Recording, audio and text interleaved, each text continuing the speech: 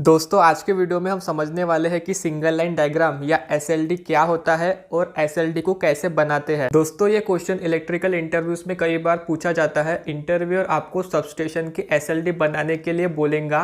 अब वो substation 33 kV bye 11 kV का भी हो सकता है या 11 kV बाय 400 वोल्ट पोल माउंटेड सबस्टेशन भी हो सकता है, एटसेट्रा। या अगर आप पहले किसी कंपनी में काम करते थे और किसी कारण के अनुसार आपको वो जॉब छोड़नी पड़ी, तो अभी आप दूसरी कंपनी के इंटरव्यूज़ में जाओगे तो आपको वहाँ पे सबसे पहले आपको आपकी पुरानी वाली कंपनी का एसएलडी बनाने के लिए बोलेंगे। सबसे पहले हम समझेंगे कि एसएलडी क्या होता है।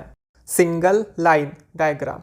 दोस्तों डायग्राम मतलब होता है एक चित्र या एक drying of a 3 phase power system. मतलब एसएलडी पूरे पावर सिस्टम की एक ड्राइंग है। और पावर सिस्टम मतलब network of generation, distribution and transmission होता है।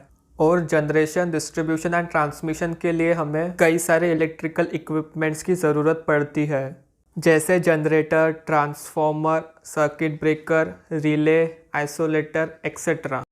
इन सब इलेक्ट्रिकल इक्विपमेंट्स को हम सिंगल लाइन डायग्राम में सिंपल सिंबल से रिप्रेजेंट करते हैं। सिंगल लाइन डायग्राम से हम पावर सिस्टम को आसानी से समझ सकते हैं और ये हमें इलेक्ट्रिकल सप्लाई और कनेक्शन को एक्यूरेटली रीड करने की फैसिलिटी प्रोवाइड करता है। फाइनली अभी हम सीखेंगे कि एसएलडी कैसे बनाते हैं। एग्जाम्पल, अगर आप किसी दूसरी कंपनी के इंटरव्यू में गए तो इंटरव्यूअर सबसे पहले आपको आपकी पुरानी वाली कंपनी का सिंगल लाइन डायग्राम या एसएलडी बनाने के लिए बोलेगा। सिंगल लाइन डायग्राम बनाने के लिए आपको आपके पुरानी वाली कंपनी में कितने इलेक्ट्रिकल इक्विपमेंट्स थे जिनसे इलेक्ट्रिकल सप्लाई पास होती थी वो पता होना चाहिए। Electrical equipments. First electrical equipment transformer, second isolator, third instrument transformer, current transformer and potential transformer CT and PT, fourth bus bar, fifth lightning arrester, sixth circuit breaker, seventh relay etcetera. अभी SLD बनाएंगे। सबसे पहले हम लिखेंगे 33 kV incomer. Incomer आपकी company में 33 kV की line लाता है। उसके बाद आइसोलेटर लगाया हुआ है, ये आइसोलेटर है।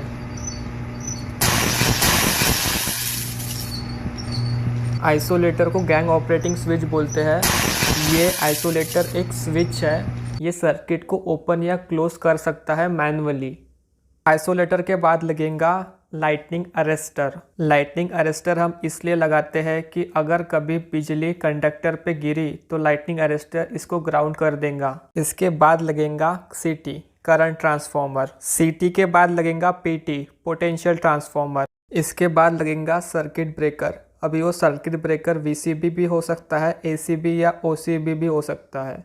इसके बाद बस बार लगाया जाता है। यहाँ पे स्टेप डाउन ट्रांसफॉर्मर लगाते हैं। बस बार का यूज़ है इन फ्यूचर अगर एक और ट्रांसफॉर्मर लगाना हो तो हम इस बस बार से टैपिंग ले सकते हैं।